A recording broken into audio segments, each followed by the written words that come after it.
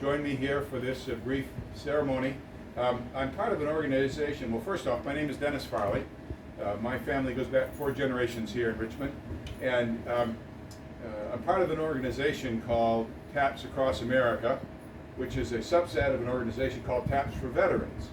And what we do is on various special occasions, such as Memorial Day, all over the country right now, people are going to be sounding taps, the same as I will be here in a few minutes.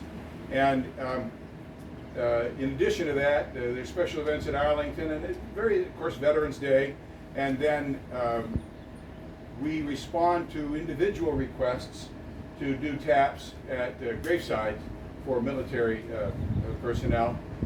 If there's not someone from the military available to do it, then we step in and fill that gap. So that's the background to this organization, and I'm part of it, as I say. This year I decided that in addition to playing taps, that I would also read the Gettysburg Address. It's about 3 minutes. It's not a long thing, and it's certainly something that's of great significance to us historically. As you probably know, President Lincoln gave this address after Edward Everett spoke for 2 hours. It had to be 2 hours in his speech. Lincoln got up and spoke for about 3 minutes, and of course that's what we remember today. I'll start with that, and then I'll ask us to pause for 1 minute of silence by my guesstimation. And then I will introduce the instrument that I'm going to be playing taps on today, and tell you about that a little bit, and then I'll play taps.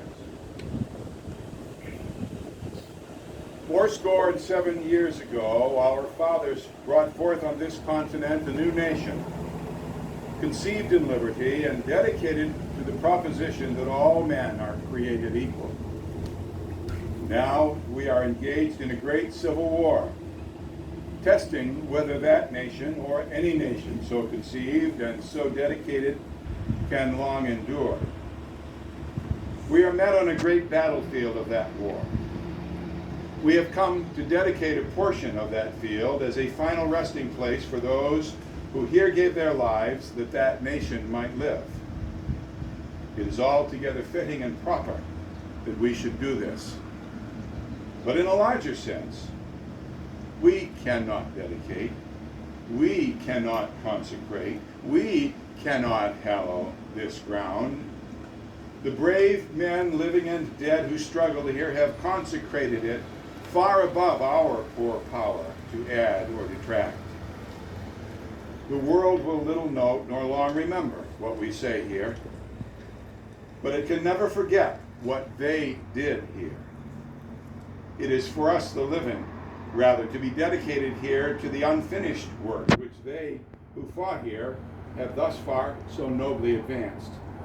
It is rather for us to be here dedicated to the great task remaining before us, that from these honored dead we take increased devotion to that cause for which they gave the last full measure of devotion, that we here highly resolve that these dead shall not have died in vain, that this nation, under God, shall have a new birth of freedom, and that government of the people, by the people, for the people, shall not perish from the earth.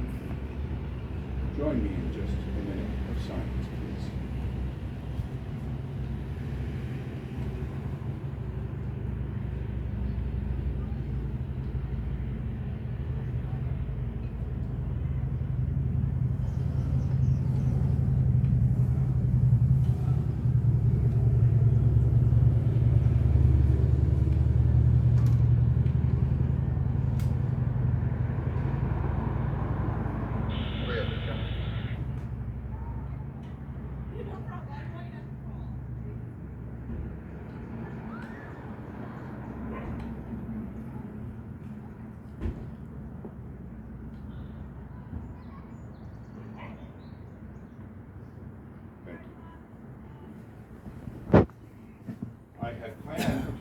taps in the traditional manner on cornet today.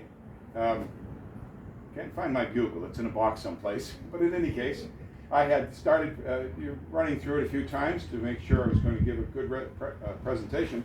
And then I got to thinking, I have here an instrument, the likes of which you may never have seen.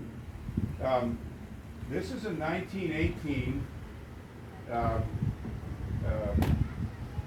Army issue chime.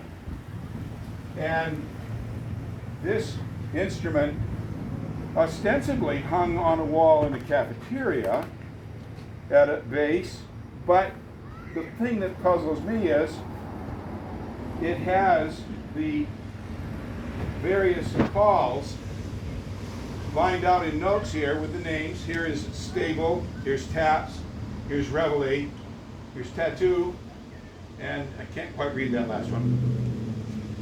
But I thought you wouldn't necessarily be making those calls in a cafeteria, so I can't say for sure just where it hung. It hung on a wall. You see the things here.